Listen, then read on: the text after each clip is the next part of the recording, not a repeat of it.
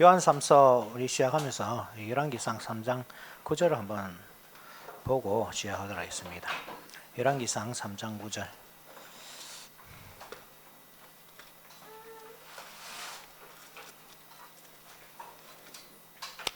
열왕기상 3장 9절.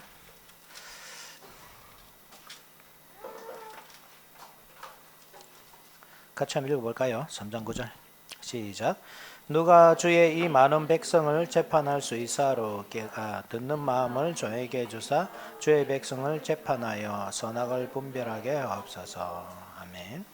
이 말씀은 이 솔로몬이 기브온 산당에서 이 1000번제를 드리고 이제 밤에 하나님께서 나타나서 내가 네한테 뭐 줄까 이렇게 물었을 때 이 말한 내용이죠, 그죠? 그래 보면 하나님께서 이제 요것 때문에 이제 참 솔로몬을 좋아하시거든요. 이게 참 마음에 맞다. 네가 목숨을 구한 것도 아니고, 그러니까 생명이 이렇게 장수를 구하지도 않고, 또 많은 재산을 구하지도 않고, 또 원수를 이기기를 구하지도 않고, 그 선악을 구분할 수 있는 이 진리에 대한 판단력을 구한 것, 이것이 참 마음에 맞다. 그래, 이 솔로몬이 구한 게 무엇일까요, 여러분? 잘 보시면 듣는 마음을 저에게 조사하잖아요, 그죠? 듣는 마음. 그게 무엇을 듣는 마음이죠? 예, 하나님의 말씀입니다. 이 사람은 누구나 자기 마음속에 어떤 진리라는 기준을 가지고 삽니다, 그죠? 예, 누구나 자기만의 그 생각이 있고 그 진리에 따라서 자기 갈 길을 결정하면서 가죠. 특히 왕이라고 하면 그 엄청 큰 어떤 권위가 주어지기 때문에 어떻게 보면 자기 마음대로 할 수 있는 영역이 이게 엄청 많습니다, 그죠? 너무 많습니다. 그렇지만 그렇게 마음대로 할 수 있음에도 불구하고 자기가 마음대로 하고자 한 것이 아니라 하나님께서 주시는 그 말씀, 그것을 잘 들어서, 그죠? 그렇게 그 백성을 재판하여 선악을 분별하게 해달라, 이렇게 기도하고 있는 것입니다. 이 솔로몬에게 있어서 진리가 얼마나 중요한가, 그것만 말하고자 하는 것이 아니죠. 이스라엘이 어떻게 세워질 수 있는가, 그것을 알려주는 것입니다. 하나님 나라, 그것은 이 진리로 세워진다. 진리로 세워질 때 뭐가 일어나죠? 정의가 일어나죠. 선과 악이 구분되잖아요, 그죠? 정의가 일어나고 정의가 실현되었을 때 평화가 오는 겁니다. 우리가 이 에베소서에서 전신갑주를 살펴보고 있지만 이 같은 내용입니다, 사실, 그죠? 진리, 참된 진리, 그것이 실행되는 것이 정의, 그죠? 정의가 실현될 때 평화. 그래서 솔로몬이 평화를 가져오죠, 이스라엘에. 솔로몬의 이름 자체가 샬롬에서 왔잖아요, 그죠? 평화의 왕인 것입니다. 이 내용을 왜 먼저 살펴보느냐 하면 요한 3서에 보면 사람이 3명 딱 등장합니다, 그죠? 가이오, 데메드리오, 디오드레베가 먼저 나오죠. 보면 이 사도 요한이 이 데메드리오는 막 칭찬하는데 디오드레베에 대해서는 이 책망 같은 것을 합니다, 그죠? 그게 이제 직접 눈에 보이지 않기 때문에 직접적으로 막 책망을 하지 않지만, 그렇지만 그를 아주 부정적으로 이렇게 언급하고 있는 것을 볼 수 있잖아요. 이게 어떤 그 인간적인 친밀도로 그렇게 나누겠습니까? 내가 가이오와 더 친하기 때문에 가이오는 좋은 말 해주고, 디오드레베는 평소 별로 친분도 없고 뭐 소문도 별로 안 좋고 이래서 그를 이렇게 나쁘게 평가하고 그렇게 하겠습니까? 그렇지 않겠죠. 여기서 중요한 것은 뭐냐면 진리 안에서입니다. 진리 안에서. 가이오는 진리 안에서 행하기 때문에 칭찬을 받는 것이고, 디오드레베는 진리 밖에 있기 때문에 칭찬을 받지 못하는 것입니다. 이거 중요한 원리입니다, 그죠? 그래서 우리가 요한 2서를 살펴봤지만 요한 2서에서는 이단을 받아들이지 말아야 할 것에 대해서 주로 이야기한단 말입니다. 요한 2서는. 받아들이지 마라. 너희들이 이단과 연합하여서 거기서 태어나는 자녀들이 정말 하나님의 자녀겠느냐. 그래서 지난주 살펴봤잖아요. 그죠? 요한 3서는 뭐냐면 왜 하나님의 그 사도적 복음을 가지고 있는 그 복음 전도자들을 받아들이지 않느냐. 그 문제에 대한 말씀이거든요. 그들을 받아들이는 것은 결국 진리를 받아들인 것입니다. 예수님께서 마태복음 10장에 보면 예수님께서 12제자들을 이제 파송하시잖아요. 그죠? 이 복음 전도자로 파송하시면서 마지막에 하시는 말씀이 그렇거든요. 이 소자를 옛날 성경 소자라 되어 있는데 뭐 오늘 이 개역 개정에서는 아마 작은 자 이렇게 될 수 있는 거죠. 이 작은 자들을 영접하는 자가 나를 영접하는 것이고 이 작은 자들을 영접하지 않는 사람이 나를 영접하지 않는 것이다. 예수님께서 그 사도들 12사도들과 예수님 자신을 동일시한다고요. 왜 그러냐 하면 이 12사도들이 가지고 있는 것이 예수님의 복음이기 때문에 그렇습니다. 그들이 자기의 말로 가는 게 아니라는 거죠. 자기의 권위로 가는 것이 아니고 예수님의 권위로 예수님의 이름으로 또 예수님의 복음을 가지고 간단 말입니다. 그래서 그들을 받아들인 것은 곧 예수님을 받아들이고 영접하는 것이고 그들을 거부하는 것은 예수님을 거부하는 것이죠. 여기서 똑같이 적용할 수 있는 것이잖아요. 요한의 형제들이라고 할 때는 요한이 가지고 있는 그 사도적 복음을 가진 자들, 그들이 이 가이오가 어떤 뭐 자세하게 그가 어떤 인물인지 나오지 않지만 또 성경에 보면 가이오가 여러 번 언급되거든요. 고린도전서에 보면 사도 바울에게 세례받은 가이오도 있고 또 로마서에서 보면 이 여러 교회를 돌아본 이 가이오도 있고 가이오가 그 당시에 뭐 흔한 이름이었다고 합니다. 그렇지만 중요한 것은 그 가이오가 이 가이오다 이렇게 말하고자 하는 것보다 이 가이오 개인에게 이 편지를 쓰는 것이 아니고 가이오를 통해서 교회 전체에게 어떤 내용을 알려주고자 하는 것이죠. 그래서 가이오는 뭐 우리가 누군지 정확하게 말하기는 어렵지만 그렇지만 어떤 한 교회의 이 지도자, 직분자 그런 역할을 하고 있던 사람이라는 것을 알 수 있죠. 그래 이 복음 전도자 갔을 때 가이오는 그들을 잘 영접했습니다. 그죠? 잘 영접하고 그리고 잘 돌보고 먹이고 입히고 또 목마르다 할 때 마시우고 그 일을 잘 했습니다. 그래서 가이오는 칭찬받는 것입니다. 근데 디오드레베는 그들을 거부합니다. 그죠? 그들을 거부함으로써 자기가 비록 교회의 직분자라고는 하나 그 사도적 복음과 관계가 없는 사람이라는 것을 스스로 증명하고 말았습니다. 그래서 그는 이 사도로부터 책망을 듣는 것입니다.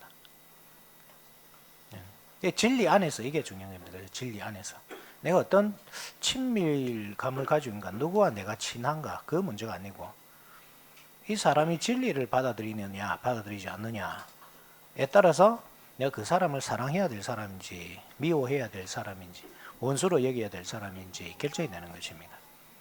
1절 한번 보시면 이런 말씀이 있죠. 장로인 나는 사랑하는 가이오 곧 내가 참으로 사랑하는 자에게 편지하노라. 이 참으로라고 나와 있는데 여기 보면 이 원어를 보면 진리 안에서라거든요. 진리 안에서. 한번 보십시오.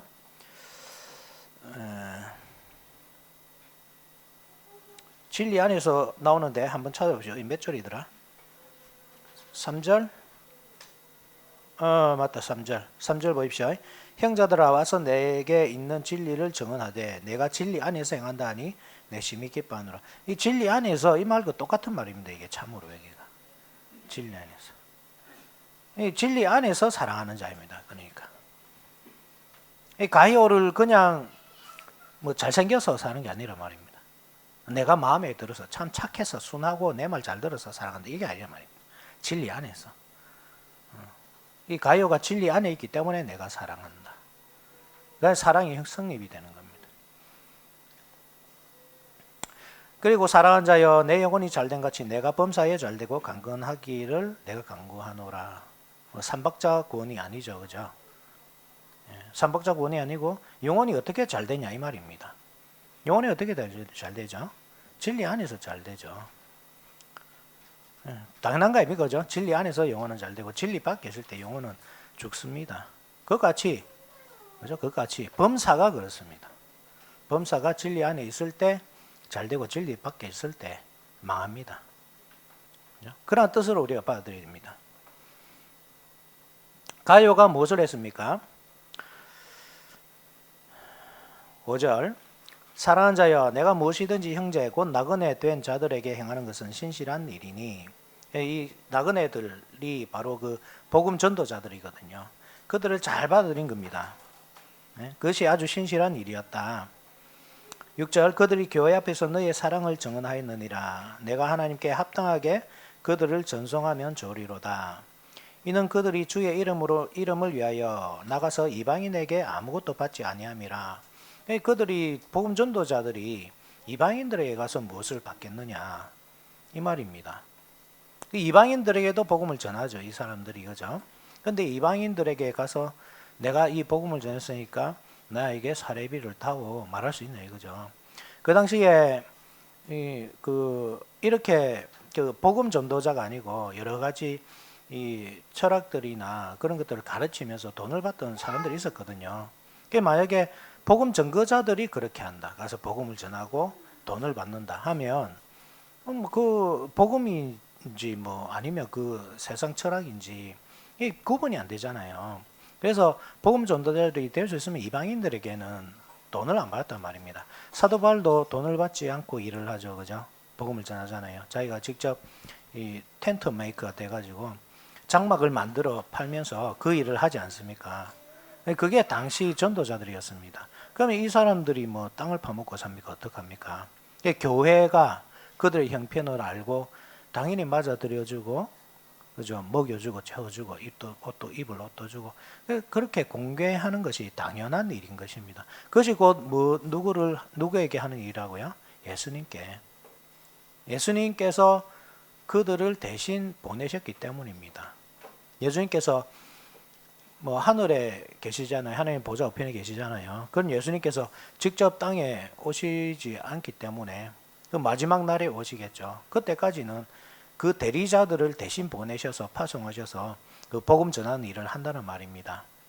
그렇게 할 때 그 사람들을 받아들이는 것, 모셔드리고, 그죠? 먹을 것과 마실 것을 공개하는 것, 교회가 해야 할 당연한 일입니다. 그것을 하지 않는 교회는 예수님께 하지 않는 것이다 이 말입니다. 가이오가 아니고 디오드레베는 그 일을 하지 않았다고 합니다. 이 9절에 나오죠, 그죠? 9절에 내가 두어 자를 교회에 썼으나 그들 중에 어뜸이 되기를 좋아하는 디오드레베가 우리를 맞아들이지 아니하니. 그는 어뜸이 되고자 했습니다. 어뜸이 되고자 한다. 어뜸이 되고자 한다 이 말은 뭡니까? 교회 안에서 자기가 우두머리가 되려고 하는 것입니다. 그죠? 교회 안에서 우두머리. 교회에서 우두머리가 누구죠? 예수님이잖아요. 그죠? 예수님이 교회 머리시잖아요. 우두머리, 이 머리 뭐 같은 말입니다. 그죠? 그러니까 그 창세기 3장 15절에 그 뱀의 머리를 깨뜨릴 그 여자의 후손을 약속하셨잖아요. 그 머리나 아니면 백성들 가운데 우두머리 뭐 그죠? 다 같은 말입니다. 수장 다 머리입니다. 머리. 그러니까 자기가 머리가 되고자 하는 것입니다. 이 사람이 예수님 자리를 넘보는 거죠. 그가 이 복음을 잘 전했는지 어땠는지 뭐 알 수는 없습니다. 그 어떤 사람인지는. 그죠? 디오드레베가 복음을 잘 전했는지 뭐 거짓말을 하고 다녔는지 알 수는 없지만 중요한 것은 자기가 예수님 자리를 탐하고 있다는 것. 그런데 뭐 이러한 것은 뭐 교회 역사 가운데서 항상 있어 왔던 일이기 때문에 뭐 새롭지 않습니다. 이런 사람들이 많습니다, 사실. 예수님의 자리에 앉고자 하는 사람들, 자기가 예수님처럼 그 모든 권위와 영광을 누리고자 하는 사람들이 많이 있죠. 교회는 항상 그것을 그러니까 참된 교회, 이 정신이 바른 교회는 그러한 일을 항상 경계해 왔습니다. 그래서 이 장로교라는 그 교회가 생긴 거죠. 이제 장로교가 그것을 그 조심하기 위해서 우리 사람의 그 어떤 아이디어로 만들어냈다 이 말이 아니고 이 가장 성경적이죠. 제가 왜 장로교인인가 하면 저는 그것이 가장 성경적이기 때문에 그렇습니다. 그러니까 목사가 모든 정권을 쥐고 있느냐? 아니 장로들이 다 쥐고 있느냐? 그게 아니고 어떤 회의체를 거치자는 거죠. 이 당회라는 회의체를 가지고 있고 또 그 집사들까지 다 같이 하는 그 재직회라는 회의체를 가지고 있고 또 그런 개교회가 타락할 수도 있기 때문에 이 시찰회라는 회의체가 그 개교회를 항상 시찰하고 이단으로 빠지지 않도록 그 위에 노회와 총회가 있어서 항상 그 회의체를 통해서 교회가 이단으로 빠지지 않도록 잘못된 길로 가지 않도록 이 사람이 어떤 예수님의 자리에서 그런 이 권력을 행사하지 않도록 그렇게 항상 견제하거든요, 이게. 그래서 가장 제가 볼 때는 정치적으로 가장 좋은 교회입니다. 성경적이죠. 가장 성경적이고. 이 디오드레베는 그런 이 견제 세력이 없었던 모양입니다. 교회 안에서. 그러니까 자기가 마음대로 하는 겁니다. 그 안에서. 어뜸이 되고자 하고. 그죠? 자기 뜻대로 하고자 하는 거죠. 하나의 권력욕을 이 교회 안에서 이제 실현하고자 하는 거죠. 복음이라는 이름으로. 그러니까 우리가 교회 밖에서 사실 대부분의 사람들이 그렇게 살잖아요. 그죠? 다 이 최고가 되고자 하는 거잖아요. 그 선과 악을 알게 하는 나무의 실과를 먹은 이유로 이 사람이 가지고 있는 고질병이거든요. 최고가 되고자 하고 하나님처럼 되고자 하는 것. 그죠? 그래서 서로 경쟁하고 그 경쟁을 통해서 사실 이 세상은 발전해 나가잖아요. 그것을 교회 안에 그대로 하는 겁니다. 교회에 세속합니다. 사실 알고 보면. 교회 안에도 그런 알게 모르게 경쟁이 사실 많이 일어나죠. 서로 최고가 되고자 하고. 그것을 신앙의 이름으로 한 거죠. 나는 너보다 신앙이 깊다. 이런 식으로. 난 너보다 기도를 많이 하고 너보다 말씀을 많이 알고 금식 기도도 많이 하고 이런 식이죠. 그렇게 계속 자기를 어필하는 겁니다. 교회 안에서. 그죠? 예수님이 드러나야 되는데 계속 자기가 드러나는 거죠. 그게 그 모든 우리의 모임 가운데서 얼마든지 일어날 수 있는 일이지만 가장 유혹받기 쉬운 자리가 이 자리잖아요. 이 강단이잖아요. 여기서는 일방적으로 말할 수 있으니까 자기 자랑도 늘을 수 있고 나는 하나님 어젯밤에 하나님 만났는데 하나님께서 나에게 이렇게 말씀하셨다. 이렇게 하면 뭐라 하겠습니까? 성도들이 하나님께서 말씀하셨는데 따라가야지. 그러니까 가장 이렇게 유혹받기 쉬운 자리이고 또 타락하기 쉬운 자리가 바로 이 자리죠. 때문에 디오드레베는 그런 유혹을 못 이긴 사람이었습니다. 그래서 자기가 그 예수님 자리에서 마치 예수님처럼 이 진리란 무엇입니까? 아까 계속 우리가 가지고 가야 됩니다. 그죠? 진리란 듣는 것입니다. 목회자는 안 들어도 되는 게 아닙니다. 목회자 들어야 됩니다. 그죠? 목회자가 하나님의 말씀을 먼저 듣고 그 들은 말씀을 전해야 되는 거죠. 그래서 목회자가 가장 먼저 자기 자신에게 적용을 해야 되죠. 말씀도. 설교를 가장 자기 자신에 먼저 적용하고 그다음에 성도들에게 적용하고 자기는 마치 그 말씀 위에 있는 것처럼 그 말씀을 들을 필요도 없고 적용받을 필요도 없고 그런 사람이 되어서는 안 됩니다. 목회자가 보면 참 자기가 잘 알기 때문에 안 듣는 분들이 많아요.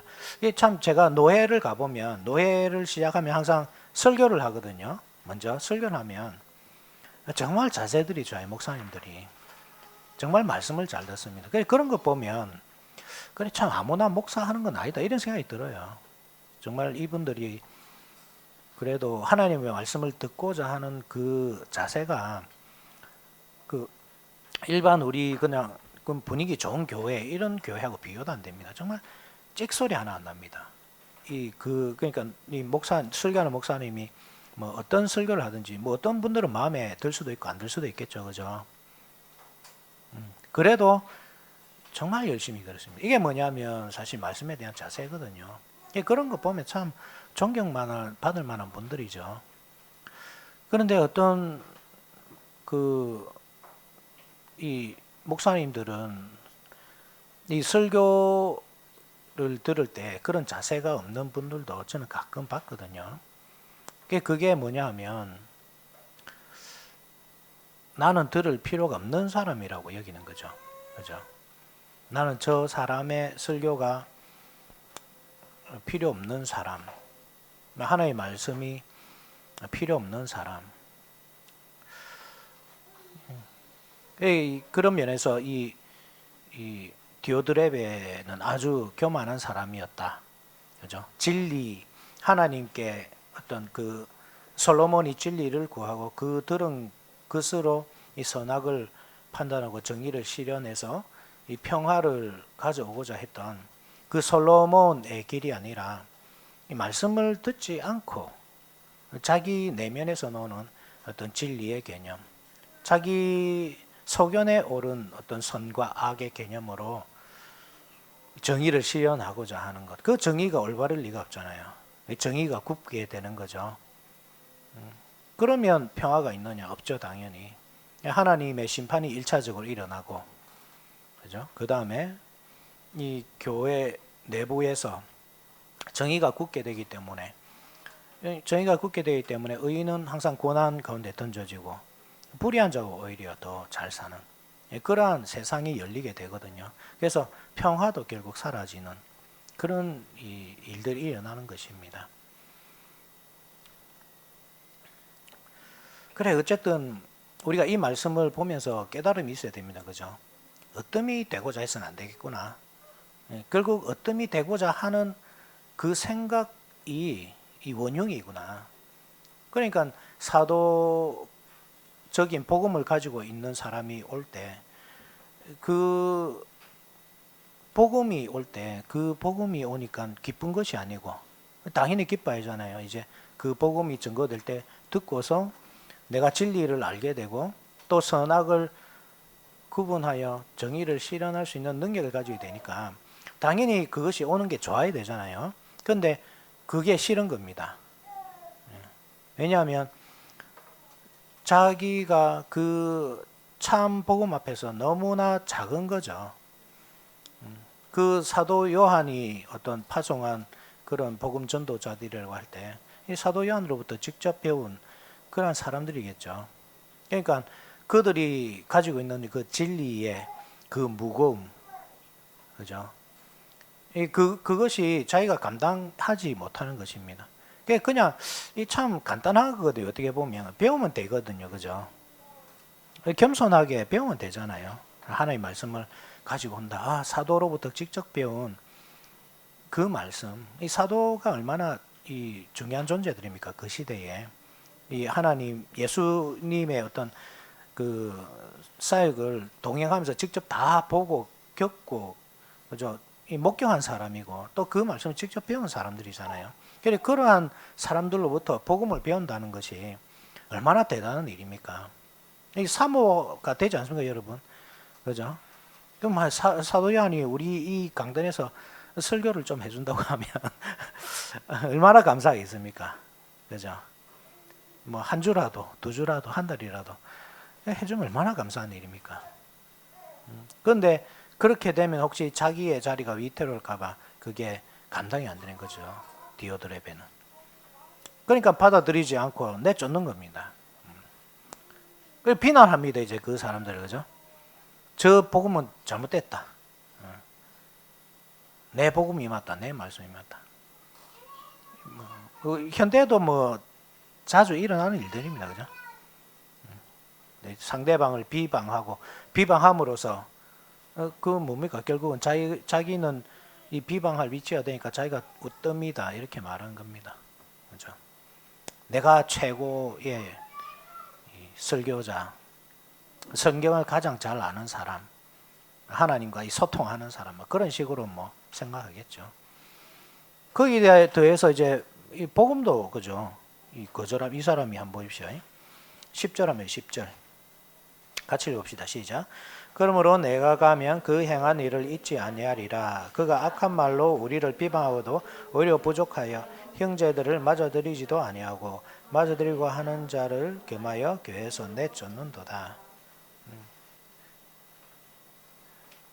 이 사도를 비방하는 것, 그게 결국 복음을 비방하는 거잖아요. 사도를 받아들이지 않는 것은 예수님을 받아들이지 않는 것, 그죠? 그의 복음을 받아들이지 않는 것은 예수님의 복음을 받아들이지 않는 것. 자기가 그러니까 이 거짓말장이라는 것을 드러내는 겁니다. 그렇게 자기가 바른 복음을 전하지 않다는 사실을 드러내는 겁니다. 예수님을 만난 사람은 그렇게 하지 않겠죠. 11절. 사랑하는 자여, 악한 것을 본받지 말고 선한 것을 본받으라. 선을 행하는 자는 하나님께 속하고 악을 행하는 자는 하나님을 배웁지 못하였느니라. 이 선악을 분별하는 거잖아요. 그죠? 이 정의를 실현하거든요. 그러니까 그 교회에서는 최소한 정의가 지금 굳게 되고 있는 형편입니다. 그래, 그가 왜 그렇게밖에 할 수 없느냐? 어뜸이 되고자 그렇게 노력을 하느냐? 왜 그렇습니까? 하나님을 배우지 못했다. 교만한 사람의 이 특징이 그렇습니다. 그가 왜 교만하냐면 하나님을 만나지 못해서 그렇습니다. 하나님을 만나면 겸손해질 수밖에 없습니다. 욥이 막 큰 소리 치잖아요. 그죠? 그 큰 소리 칠만 합니다. 얼마나 어려운 사람이었습니까? 그죠? 우리 가운데서 욥보다 나은 사람 아무도 없습니다. 그러니까 그런 욥 보고 네가 죄인이다 하니까, 회개해야 된다 하니까 그 욥이 견디지 못하죠. 그게 막 큰 소리 치는 겁니다. 자기는 의롭다고. 하나님이 딱 나타나니까 어떻게 됩니까? 완전히 땅바닥에 엎드릴 수밖에 없잖아요. 그죠? 요겁니다, 요거. 내가 흰 옷이라고 막 자랑하고 입고 다녀요, 그죠? 근데 정말 이 궁극의 흰색을 딱 만났을 때 눈이 팅팅 하잖아요. 그런 경험 못 해보셨습니까? 우리가 하나님 앞에서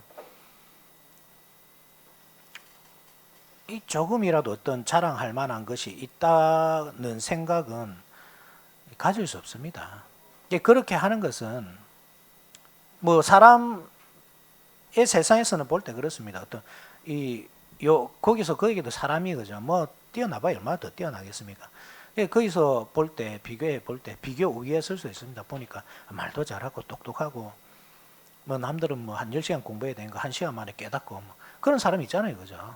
막 대단하다고 자랑하고 사람들이 축켜 세워주고 그럴 수 있습니다.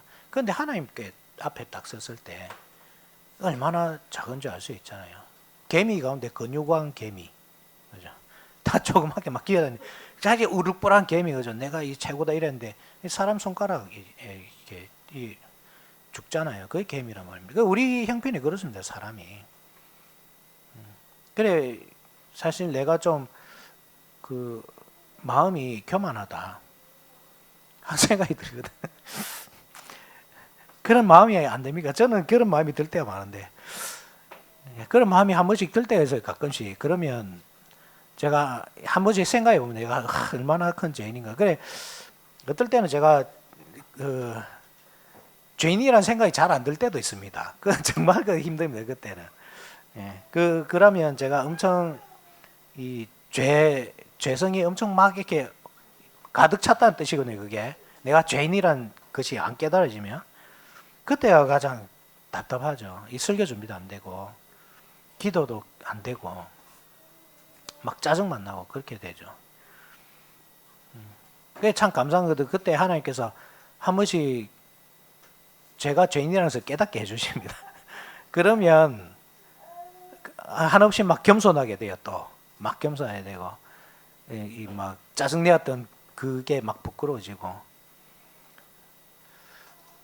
그런 경험들을 우리가 해야 됩니다. 우리가 신비적으로 하나님을 어떤 꿈속에서 만나고 뭐 기도원에 가서 막 40일 기도해서 만나고 이런 것이 아니고 하나님께서 항상 우리가 한데 오시거든요. 이 말씀으로 우리가 한데 오십니다. 지난주에 요한 2서에서 살펴봤잖아요. 그죠?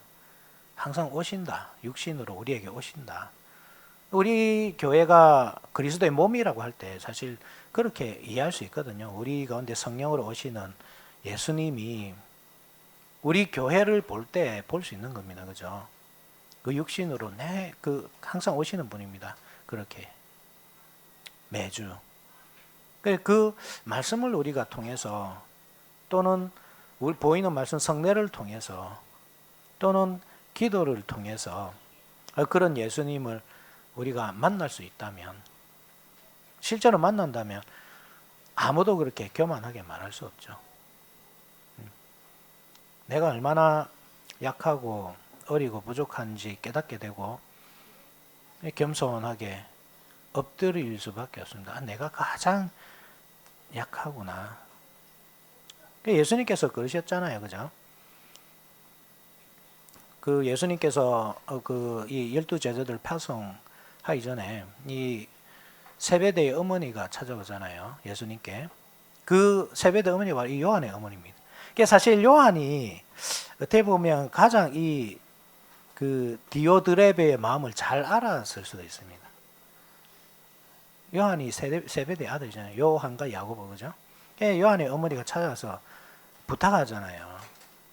예수님, 나중에 주님의 나라가 임하실 때 한 사람은 오른편에 한 사람은 주의 왼편에 앉게 해주십시오. 그때 예수님께서 하나님께서 누구를 왼편 오른편에 앉히시든지 그것은 하나님의 뜻에 달렸다. 막 제자들이 막 화가 막 분기탱창하잖아요. 저 요한하고 이 세베대 제 두 아들이에요. 벌써부터 치맛바람 일으키기 봐라 막. 얼마나 부담되겠어요, 그죠? 자기들도 으뜸이 되고 싶은데, 그래서 자기 그 요한과 야고보가 앞서가는 것 같으니까 얼마나 막 그렇게 했습니까? 그때 예수님께서 그러시잖아요. 누구든지 으뜸이 되고자 하거든. 똑같습니다. 이 단어입니다. 으뜸이 되고자 하거든. 섬기는 자가 되어야 된다. 어떻게 우리 섬기면서 어떻게 으뜸이 될까요? 그래, 이것을 우리가 쉽게 그냥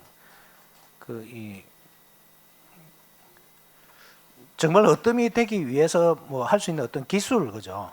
그러니까 내가 열심히 막 섬기는 모습 보이면 사람들이 나를 높게 평가해 주겠지. 그건 하나의 기술로 우리가 생각할 때가 많거든요. 이렇게 막 닦고 있으면 아이고 어째 이래 하십니까? 막 이거를 기대하고, 그죠? 그렇지 않습니까?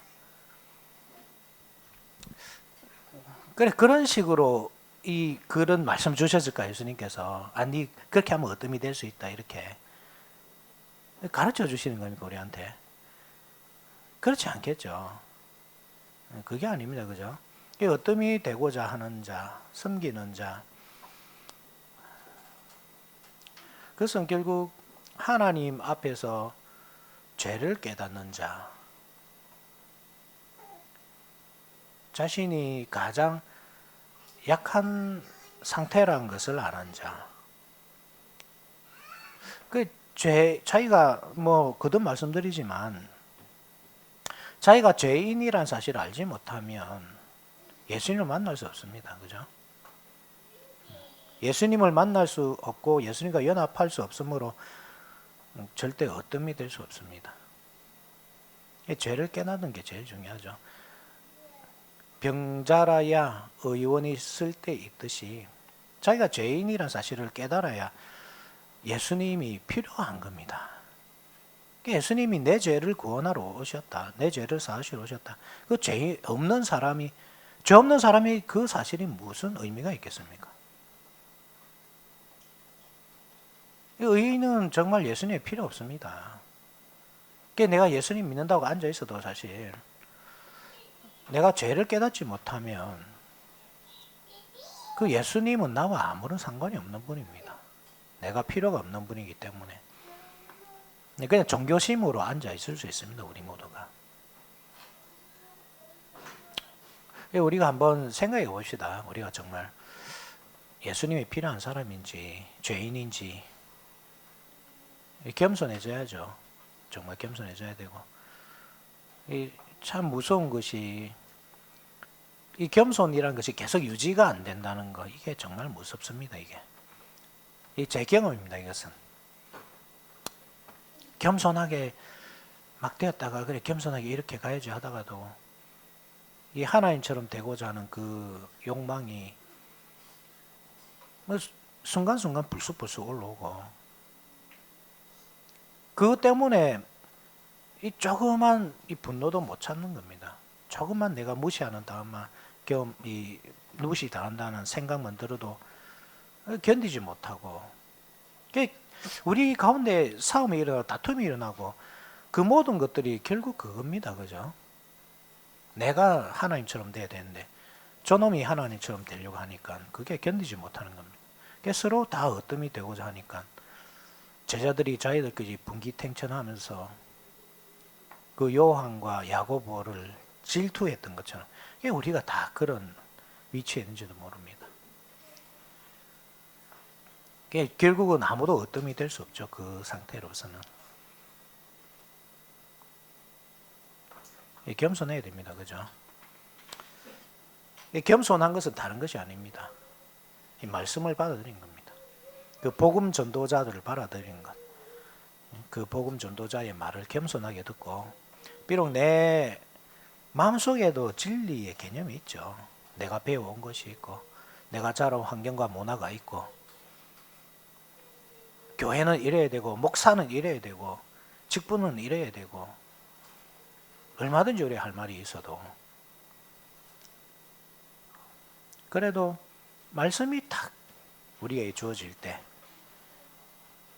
겸손하게 받아들여야죠. 그게 겸손함이죠. 낮아진 사람이죠. 그렇게 우리 교회가 선악이 구분될 때, 그죠? 정의가 실행될 때, 우리 교회에 정의가 살아있지 않겠습니까? 정의와 공평이. 정의가 물같이, 공의가 하수같이 흐르는 그 하나님의 통치가 살아있는 교회가 되지 않겠습니까? 이 목사가 제일 중요합니다. 예. 저도 인정합니다. 이 자리가 제일 위험한 자리입니다.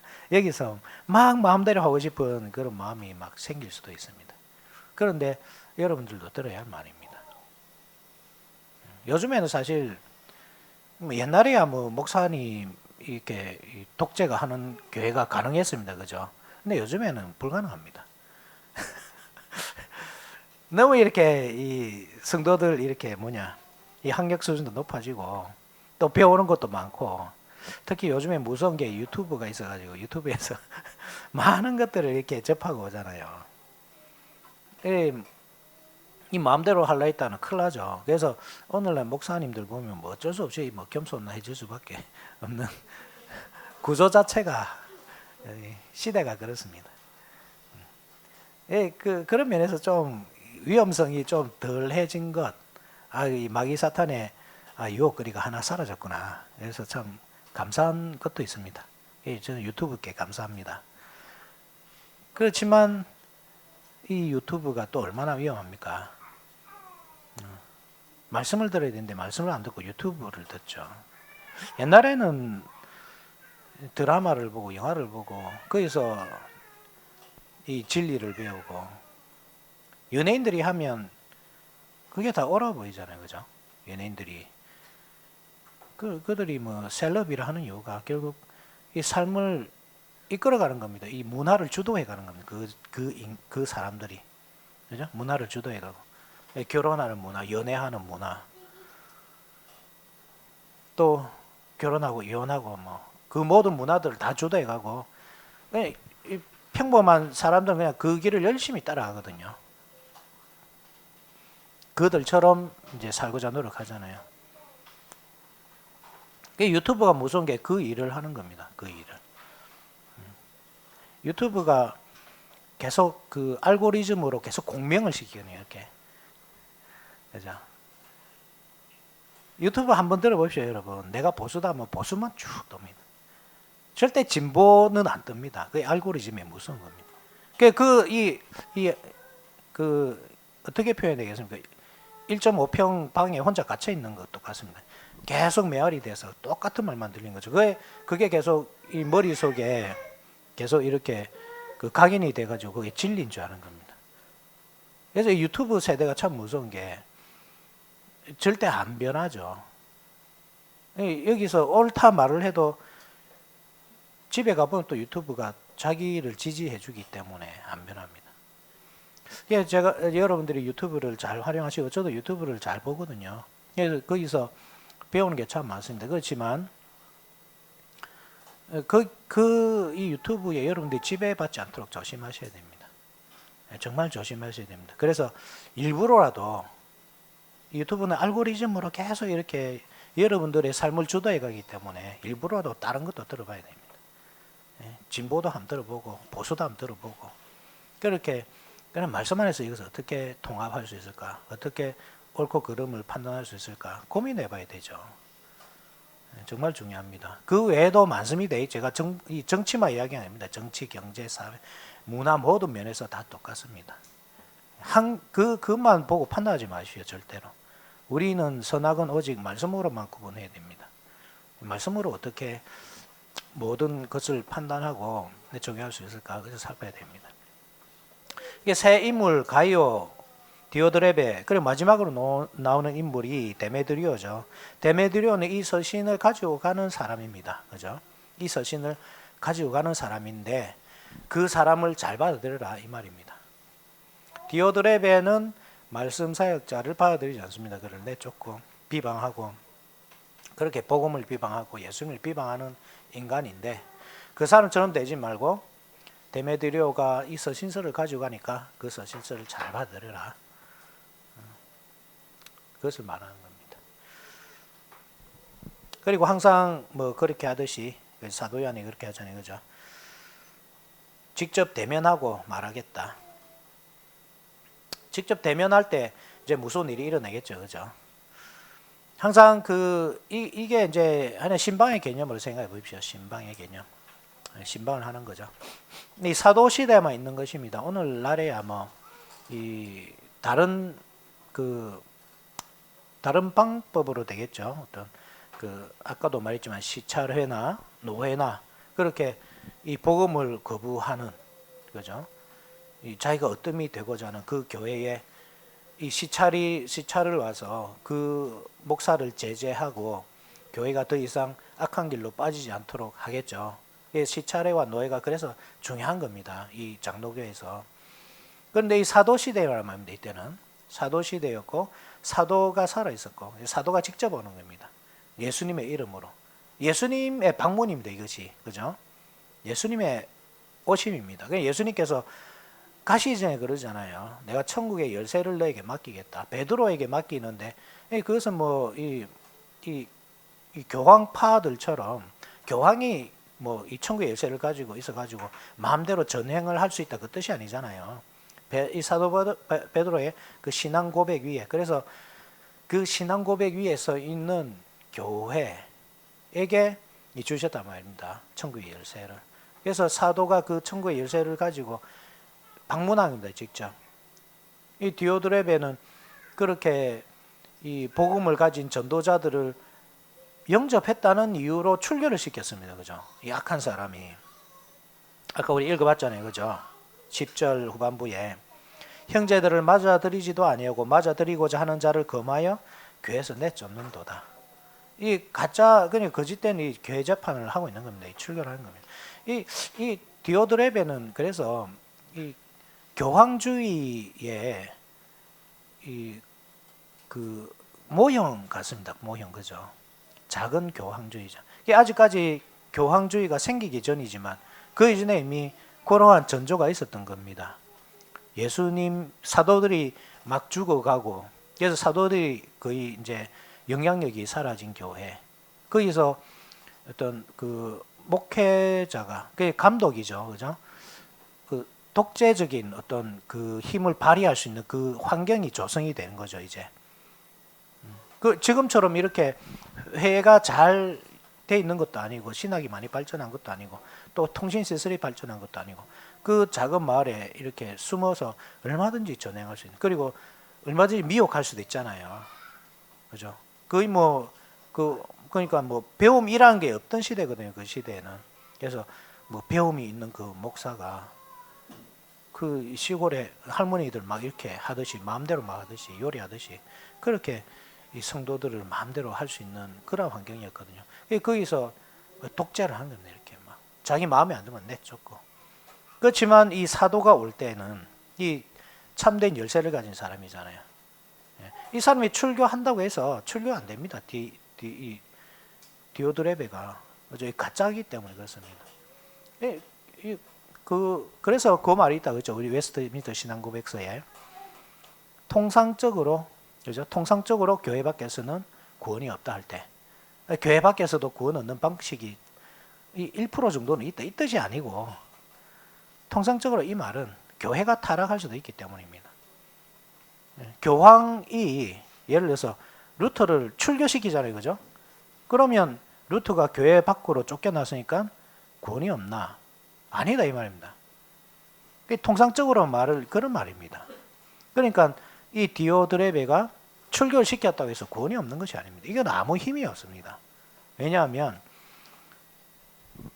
자기가 땅에서 매어도 하늘에서 안 매기 때문입니다. 왜냐하면 연결이 안 돼 있잖아요. 지금 예수님과 연결이 돼 있어야 땅에서 매고 하늘에서 매고 땅에서 풀면 하늘에서 풀고 이게 가능한데, 전혀 뭐 복음적이지도 않고 사도적 복음하고 상관도 없으면서 자기 마음대로 출교 안 된단 말입니다. 이게. 그렇지만 사도는 다르죠. 그죠? 사도 요한이 왔을 때는 정말 무서운 일이 벌어질 것입니다. 이 디오드레베는 자기의 직분을 잃고 성도의 직도 잃고 그렇게 될 겁니다.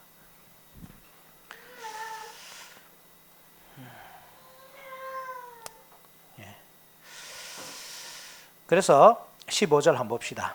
15절 다시 읽어봅시다. 시작. 평강이 내게 있을지어다. 여러 친구가 내가 무난하느라. 너는 친구들의 이름을 들어 무난하라. 그죠? 진리, 그 다음에 정의의 실현, 평강 같이 넣어줘. 이게 우리 교회의 평화의 개념입니다. 우리가 계속 추구해야 될 내용입니다. 이 땅의 교회가 완전하지 않기 때문에 우리가 항상 이 평안할 수 없습니다. 그죠? 여러 가지 문제가 생길 수밖에 없고. 뭐 우리 교회 문제뿐만 아니라 우리 일상에서도 뭐 여러 가지 문제 있을 수 있잖아요. 실직의 문제도 있고, 요즘처럼 경제가 어려우니까 경제의 문제도 있고, 또 자녀의 문제도 있고, 질병의 문제도 있고. 그런 모든 것들이 사실 우리의 평강을 막 앗아가거든요. 우리가 절대 흔들리지 말아야 하는 것은 이 평강이 다른 데서 오지 않는다는 것을 항상 기억해야 됩니다. 제가 계속 설교한 내용이 그것입니다. 그죠? 진리를 붙잡고 있어야 됩니다. 진리를 그냥 붙잡고만 있으면 안 되고 그걸 실행해야 된다. 그것이 정의입니다. 이 정의를 실행할 때 평강은 찾아옵니다. 내 영혼이 잘된 같이 범사가 잘 됩니다. 요 원리를 잃어버리면 안 됩니다. 자, 오늘 여기까지 하겠습니다.